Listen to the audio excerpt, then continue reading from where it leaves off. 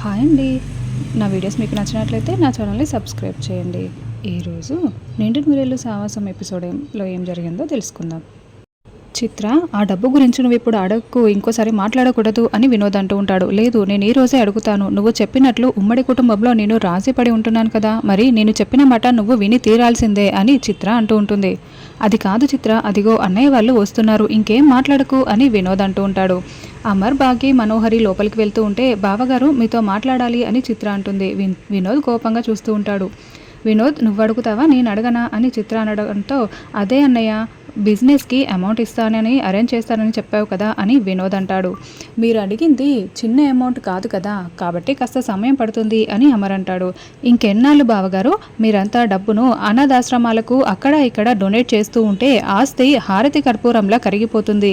మాకు ఇవ్వవలసింది ఎప్పుడు బిజినెస్ కోసం ఇస్తారు అని ఇంకెన్నాళ్ళు అని చిత్ర అంటూ ఉంటుంది. చూడు చిత్ర, ఈరోజు మేము అనాథ శరణాలయానికి ఇచ్చింది మేము బెస్ట్ కపుల్లో గెలుచుకున్న అమౌంట్, ఈ ఇంటి ఆస్తి కాదు అని బాగి చెప్తూ ఉంటుంది. అయినా మేము గెలవకుండా మీరు పోటీకి వచ్చారు కదా, మీరు కనుక పోటీకి రాకపోయి ఉంటే ఆ అమౌంట్ మాకే వచ్చేది. ఆ అమౌంటే వచ్చి ఉంటే ఇప్పుడు మీ దగ్గర ఇలా చేతులు చాచి అడుక్కునే వాళ్ళమే కాదు అని చిత్ర అంటుంది. మేము అనాథ పిల్లలకి సహాయం చేయాలనే బెస్ట్ కపుల్గా ఆ కాంపిటీషన్లో పార్టిసిపేట్ చేశాము అని బాగి.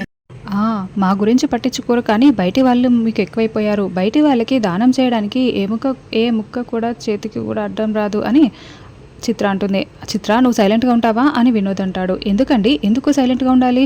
వీళ్ళిలా మనల్ని వేరు చేసి చూస్తూ ఉంటే ఎందుకు సైలెంట్గా ఉండాలి అని చిత్ర అరుస్తూ ఉంటుంది. మేము ఎవరిని వేరు చేసి చూడట్లేదు అని భాగ్య అంటుంది. అనుభవించే వాళ్ళకే ఆ నొప్పేంటో తెలుస్తుంది. మా ఆస్తి ఏదో మాకు పంచి ఇస్తే మేము వేరు కాపురం పెడతాం కదా అని చిత్ర అంటుంది. ఏం మాట్లాడుతున్నావు చిత్ర, ఇంత చిన్న విషయానికి వేరు కాపురం వరకు వెళ్తున్నావేంటి అని బాగి అంటుంది. నువ్వు ఏం మాట్లాడుతున్నావు బాగి? అమర్ ముందే నువ్వు గొడవ పెట్టుకుంటున్నట్లు చిత్రతో ఇలా మాట్లాడుతున్నావేంటి? నువ్వు అమర్కి ఏం మర్యాద ఇస్తున్నట్లు అని మనోహరి అంటుంది. ఇదే మాట చిత్రకి చెప్పు మనోహరి, నాకు కాదు అని బాగి అంటుంది. ఎనఫ్ బాగి అని అమర్ అరుస్తూ ఉంటే, అది కాదండి అని బాగి అంటుంది. ఐ సెడ్ గో, నేను లోపలికి వెళ్ళమని చెప్తున్నా కదా అని అమర్ అరుస్తూ ఉంటే బాగే బాధపడుతూ లోపలికి వెళ్ళిపోతుంది. నీకు కావాల్సిన మనీ ఈవినింగ్ లోపు ఏదో ఒక విధంగా అరేంజ్ చేస్తా వినోద్, ఏర్పాట్లు చేసుకో అని అమర్ లోపలికి వెళ్ళిపోతాడు. అయిందా, ఇప్పుడు బాగా అయిందా, ఆస్తి గురించి మాట్లాడొద్దు అంటే గొడవ పెట్టేశావు కదా అని వినోద్ కోపంగా లోపలికి వెళ్ళిపోతాడు. కంగ్రాచులేషన్స్ చిత్ర, నీ డబ్బు అయితే వచ్చేస్తుంది అని మనోహరి అంటుంది. కానీ నేను వినోద్ని తీసుకుని వేరు కాపురం పెడదామనుకున్నాను, కానీ అదైతే జరగలేదు కదా అని చిత్ర అంటుంది. అన్నీ ఒకేసారి జరగవు, కాస్త సమయం పడుతుందిలే చిత్ర అని మనోహరి అంటుంది.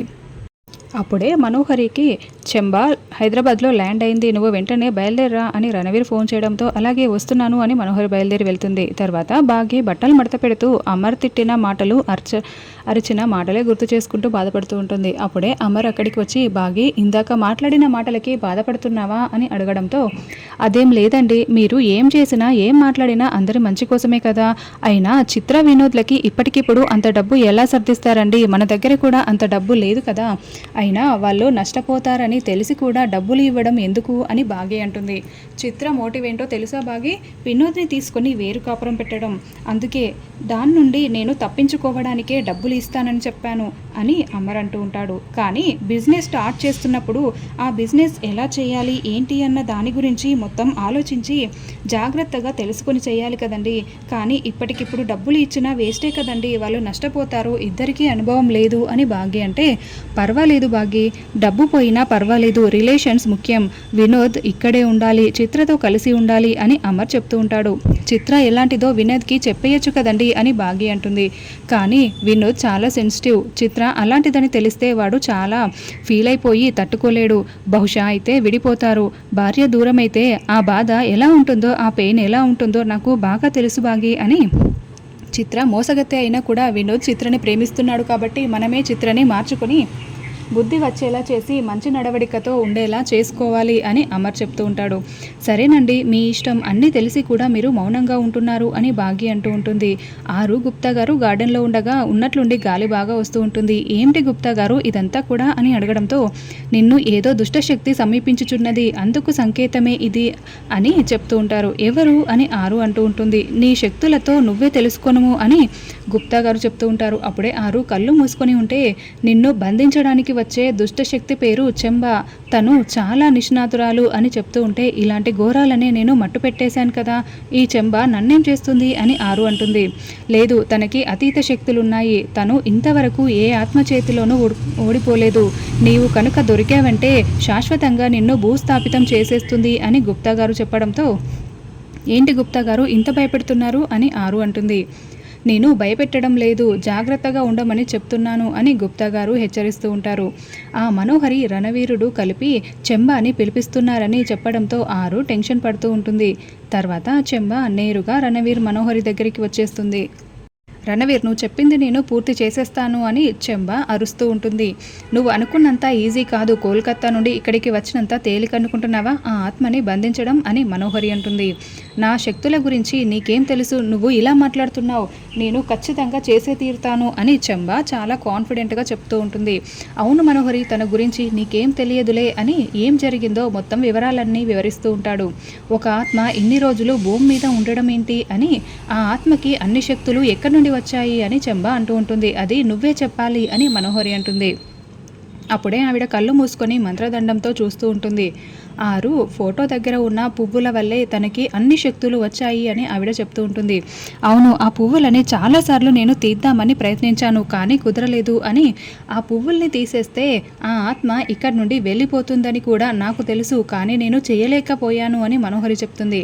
నువ్వు చేయలేని పని నేను చేస్తాను, నేను కూడా కాదు కాలా చేస్తాడు అని నవ్వుతూ కాలా అని పిలవగానే అక్కడ ఒక నాగుపాము ప్రత్యక్షమవుతుంది. దాంతో రణవీర్ మనోహరి కంగారు పడిపోతూ చూస్తూ ఉంటారు. ఏంటి కాల అని అడగడంతో, ఇది అతీత శక్తులు కల నాగుపాము, దీని పేరు కాల. ఏ పనైనా కూడా చేస్తూ ఉంటాడు. ఇప్పుడు ఈ కాలాన్ని పంపించి ఆ ఫోటో దగ్గర ఉన్న పువ్వుల్ని తీయించేస్తాను, చూస్తూ ఉండు ఎలా తీయిస్తానో. ఏ పని కూడా అపజయం లేకుండా పూర్తి చేస్తూ ఉంటాను నా కాల అని కాలా గురించి చాలా గొప్పగా చెంబా చెప్తూ ఉంటుంది. తర్వాత రాథోడ్ పిల్లల్ని ఇంటికి తీసుకువెళ్ళడానికి కారులో వస్తూ ఉంటాడు. ఎక్కండి పిల్లలు అని అంటే అంజు అమ్ము మాత్రం ఎక్కకుండా గొడవ పడుతూ ఉంటారు. ఏమైంది అని అడగడంతో వాళ్ళు గొడవ పడిన విషయం మొత్తం కూడా వివరిస్తూ ఉంటారు. ప్లీజ్ ఎక్కండి వెళ్దాం అని రాథోడ్ బ్రతిమలాడుతున్నా కూడా, రే ఆనంద్ నువ్వు వెనక సీట్లో కూర్చో, నేను ఫ్రంట్ సీట్లో కూర్చుంటాను అని అంజు అంటుంది. లేదు, నాకు ఫ్రంట్ సీటే కావాలి, నేను వెళ్ళను అని ఆనంద్ అంటాడు. రే ఆకాష్, నువ్వు విండో సీట్లో వద్దు, మధ్యలో కూర్చో, నేను అక్కడ కూర్చుంటాను అని, దీని పక్కన నేను అస్సలు కూర్చోను అని అమ్ము అంటుంది. లేదు, నాకు విండో సీటే కావాలి, నేను కూర్చోను అని ఆకాష్ అంటాడు. అయితే నేను ఇంటికి రాను, ఆటోలో వస్తాను పో అని అమ్ము అంటుంది. అలా చేస్తే మీ నాన్న చేతిలో మనం అందరం తిట్టు తినాల్సి వస్తుంది. సరే ఒక పని చేద్దాము, నేను ఎంత నచ్చ చెప్తున్నా కూడా మీరిద్దరూ కన్విన్స్ కావడం లేదు కాబట్టి మీరు స్కూల్లో మాత్రమే గొడవ పడుతూ ఉండండి, ఇంటి దగ్గర మాత్రం కలిసి ఉన్నట్లు నటించండి. అప్పుడే మీ నాన్న దగ్గర నుండి మీకు తిట్లు, నాకు శాపనార్థాలు తగ్గుతాయి, డీల్ ఓకేనా అని రాథోడ్ చెప్తుంటాడు. ఏయ్ ఇద్దరు ఒప్పుకోండి, లేకపోతే మనందరికీ కూడా పనిష్మెంట్ వస్తుంది అని ఆనంద్ ఆకాష్ కూడా సర్ది చెప్తూ ఉంటారు.